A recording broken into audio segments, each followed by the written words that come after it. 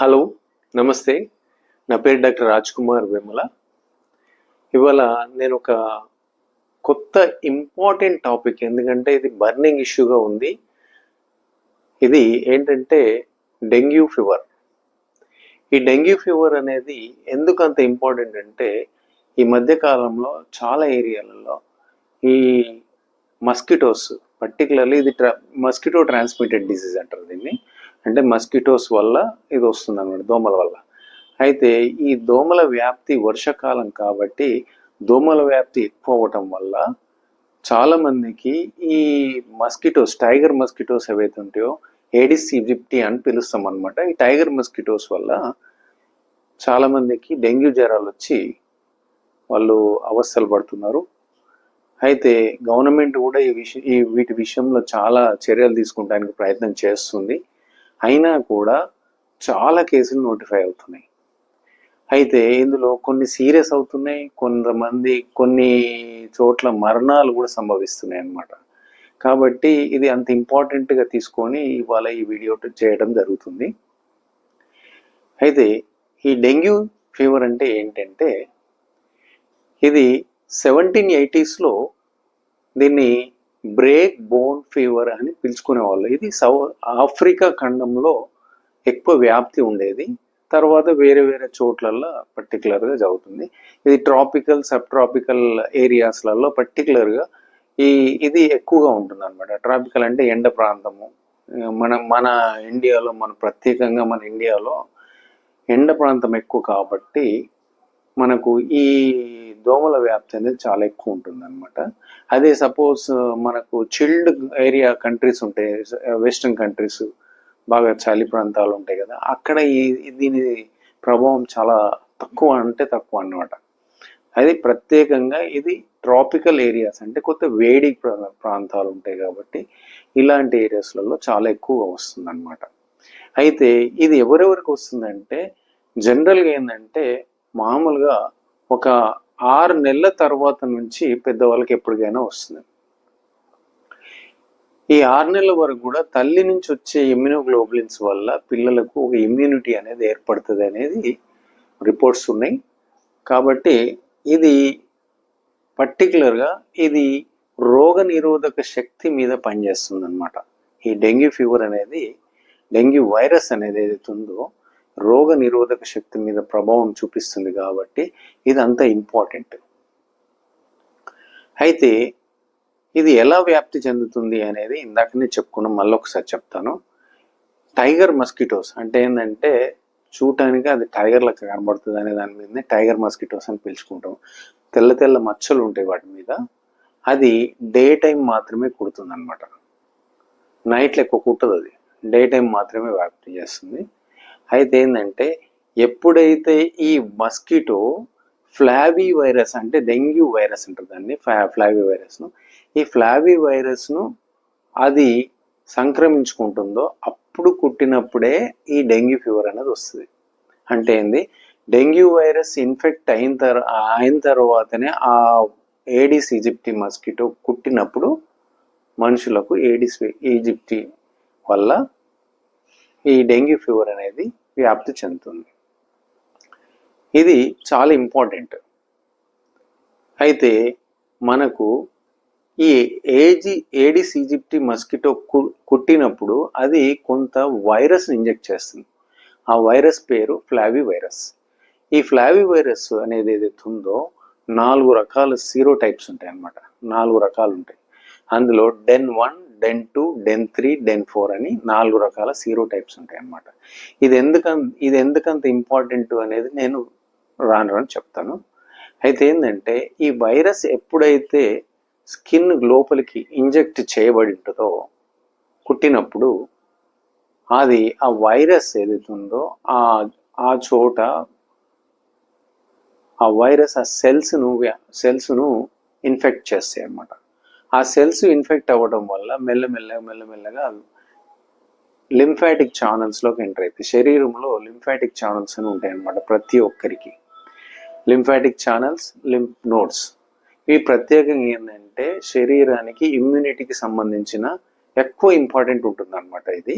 అయితే ఈ lymphatic channels ద్వారా ఫస్ట్ ఇది వ్యాప్తి చెంది మెల్లమెల్లగా రక్తంలోకి ఎంటర్ అవుతుంది అనమాట. దాన్ని వైరీమియా అని పిలుస్తాం అనమాట. వైరీమియా అంటే ఈ వైరస్ ఏదైతే ఉందో డెంగ్యూ వైరస్, ఆ వైరస్ బ్లడ్లో హై కాన్సన్ట్రేషన్ అంటే ఎక్కువ శాతం ఉన్నప్పుడు దాన్ని వైరీమియా అని పిలుస్తాం. ఈ వైరీమియా అనేది ఎందుకంత ఇంపార్టెంట్ అంటే, వైరీమియా అనే స్టేజ్కి వచ్చినప్పుడే జ్వరం అనేది స్టార్ట్ అవుతుంది. అంటే ఏంటి, దోమ కుట్టిన నాటి నుంచి ఆ వైరస్ బ్లడ్లోకి ఎంటర్ అయ్యేంత వరకు కనీసం 2 నుంచి 3 రోజుల టైం పడుతుంది. ఆ సమయంలో ఎటువంటి జ్వరం అనేది ఉండదు. ఎప్పుడైతే వైరస్ బ్లడ్లోకి ఎంటర్ అవుతుందో అప్పుడు దాని వ్యాప్తి అనేది మొత్తం అన్ని అవయవాలకు, శరీరం నుండి అన్ని అవయవాలకు వ్యాప్తి చెందుతుంది. కాబట్టి జ్వరం అనేది చాలా ఎక్కువ శాతం ఉంటుంది అన్నమాట. హై ఫీవర్ వస్తుంది. కొంతమందికి అయితే లో ఫీవర్నే క్లియర్ అయిపోతుంది. ఎందుకంటే వాళ్ళకి ఉండే ఇమ్యూనిటీ వల్ల, అంటే రోగనిరోధక శక్తి వల్ల కూడా తొందరనే క్లియర్ అయిపోతుంది. కొంతమందికి ఏంటంటే రోగనిరోధక శక్తి తక్కువ ఉన్నప్పుడు అది జ్వరం అనేది కొద్ది రోజులు ఎక్కువ ఉంటుంది. అంటే మామూలుగా 2-3 రోజుల నుంచి 12 రోజుల వరకు కూడా జ్వరం వచ్చే అవకాశం ఉంటుంది. కానీ కామన్గా మాత్రం 7 days 6 days 7 days లోపలనే అన్నీ క్లియర్ అయిపోతాయి.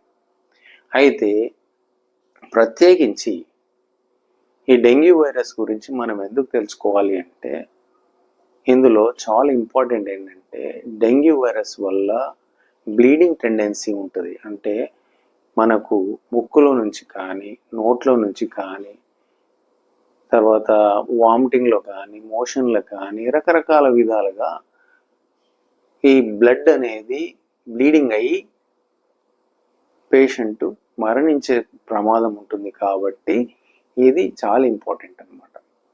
ఎందుకంత ఇంపార్టెంట్ అంటే కూడా డెంగ్యూ ఫీవర్కి సరి అయిన వైద్యం లేదు. కాబట్టి ముందు జాగ్రత్తతోటే సరి అయిన వైద్యం చేయించుకోవాల్సి వస్తుంది. సరి అయిన వైద్యం అనేది పూర్తిగా దానికి స్పెసిఫిక్ ట్రీట్మెంట్ అనేది ఏది లేదు. కాబట్టి ఇది అంత ఇంపార్టెంట్. అయితే కొన్ని చర్యలు తీసుకోవటం వల్ల తొందరగా రికవరీ అయ్యే అవకాశం కూడా ఉంటుంది. కాబట్టి మనకు ఈ డెంగ్యూ ఫీవర్ అనేది చాలా ఇంపార్టెంట్. ఇప్పుడు ఈ డెంగ్యూ ఫీవర్ వచ్చినప్పుడు వీళ్ళకి ఏం జరుగుతుంది అంటే, వామిటింగ్స్ వచ్చే అవకాశం ఉంటుంది. ఫీవర్ అనేది చాలా హై ఫీవర్ ఉంటుంది. వామిటింగ్స్ వచ్చే అవకాశం ఉంటుంది. తలనొప్పి, కండరాల నొప్పి, జాయింట్ పెయిన్స్, ఇవి చాలా ఇంపార్టెంట్. తలనొప్పి అంటే కూడా రిట్రో ఆర్బిటల్ పెయిన్ అంట, అంటే కనుగుడ్ల వెనుక నుంచి ఇట్లా గుంజినట్టుగా అనిపిస్తుంటుంది అనమాట. అది చాలా ఇంపార్టెంట్. పర్టికులర్లీ డెంగ్యూ ఫీవర్లో ఈ రకమైన పెయిన్స్ అనేది చాలా ఇంపార్టెంట్ అనమాట. అయితే కొంతమందికి కొంచెం సివియర్గా పోతుంది అనుకోండి, దాన్ని డెంగ్యూ హెమరేజిక్ ఫీవర్ అంటారు, డెంగ్యూ హెమరేజిక్ సిండ్రోమ్ అంటారు. తర్వాత ఇంకా సివియర్ అయితే డెంగ్యూ షాక్ సిండ్రోమ్ అని అంటారు. డెంగ్యూ హెమరేజిక్ సిండ్రోమ్లో బ్లీడింగ్ టెండెన్సీ ఉంటుంది, ర్యాషెస్ వచ్చే అవకాశం ఉంటుంది, జ్వరం అనేది అన్కంట్రోల్ ఉంటుంది. అది dengue haemorrhagic syndrome. Dengue shock syndrome అంటే షాక్లోకి వెళ్ళిపోతారు అనమాట. అంటే ఏంటంటే బీపీ, పల్స్, అంటే బీపీ, నాడి కొట్టుకోవడం, ఇవన్నీ కూడా తగ్గిపోయి పేషెంట్ చాలా సివియర్గా డ్యామేజ్, లోపలంతా సివియర్ డ్యామేజ్ ఉంటుంది. కాబట్టి రక్త ప్రసరణ కూడా సరైన అక్కడక్కడ బ్లీడింగ్ అవ్వటం ఇలాంటివన్నీ జరుగుతాయి. కాబట్టి పేషెంట్ మరణించే ప్రమాదం ఎక్కువ ఉంటుంది అనమాట.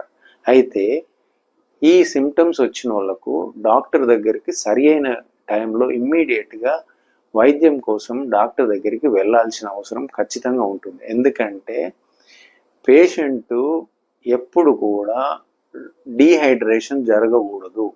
అంటే ఏంటంటే డీహైడ్రేషన్ అంటే శరీరంలో ద్రవ పదార్థము తగ్గిపోయే ప్రమాదం ఉంటుంది. కాబట్టి శరీరంలో ద్రవ పదార్థం తగ్గకుండా చూసుకోవాల్సిన అవసరం చాలా ఉంటుంది. ఇది చాలా ఇంపార్టెంట్. అయితే ఈ కేసులలో ప్రత్యేకించి డాక్టర్ దగ్గరికి వెళ్తే ఫస్ట్ వాళ్ళు చూసి జనరల్ కండిషన్ ఎలా ఉంది, ఏం సంగతి అనేది ఫస్ట్ చెక్ చేసుకుంటారు. చెక్ చేసుకొని ఏ స్టేజ్లో ఉంది. ఇప్పుడు ప్రపంచ ఆరోగ్య సంస్థ ఈ డెంగ్యూ హెమరేజిక్ ఫీవర్ను ఒక 4 గ్రేడ్గా విభజించి ప్రచురణ చేశారు. అదేంటంటే గ్రేడ్ 1, గ్రేడ్ 2 అంటే మైల్డ్ ఫ్లూ లైక్ సిండ్రోమ్, అంటే మామూలుగా జ్వరం వచ్చి తగ్గిపోయి పోతుంది అనమాట గ్రేడ్ 1, గ్రేడ్ 2లో. గ్రేడ్ 3లో ఏంటంటే బ్లీడింగ్ టెండెన్సీ ఎక్కువ ఉంటుంది అనమాట. గ్రేడ్ 4లో షాక్లకు వెళ్ళి మరణించే ప్రమాదం ఉంటుంది. అందు గురించి అని ఇది చాలా పర్టికులర్ ఇంపార్టెంట్. ఏంటంటే పేషెంట్ హాస్పిటల్కి వచ్చినప్పుడు జనరల్ కండిషన్ ఎలా ఉంది అనేది చెక్ చేసుకొని దానికి తగ్గట్టుగా ట్రీట్మెంట్ అనేది స్టార్ట్ చేస్తారు. అందులో భాగంగా డాక్టర్స్ కొన్ని టెస్టులు కూడా చేస్తారు. ఈ టెస్టులు ఎందుకు చేస్తారంటే ప్లేట్లెట్ కౌంట్ ఏమన్నా తక్కువ ఉందా, ఎందుకంటే 3rd స్టేజ్కి వచ్చే వరకే ప్లేట్లెట్ కౌంట్ తగ్గే అవకాశాలు ఎక్కువ ఉంటాయి. కాబట్టి ప్లేట్లెట్ కౌంట్ ఏమన్నా తక్కువ ఉందా అంటే సిబిపి అనే టెస్ట్ చేస్తారు. అది కాకుండా సిఆర్పి, సిబిపి.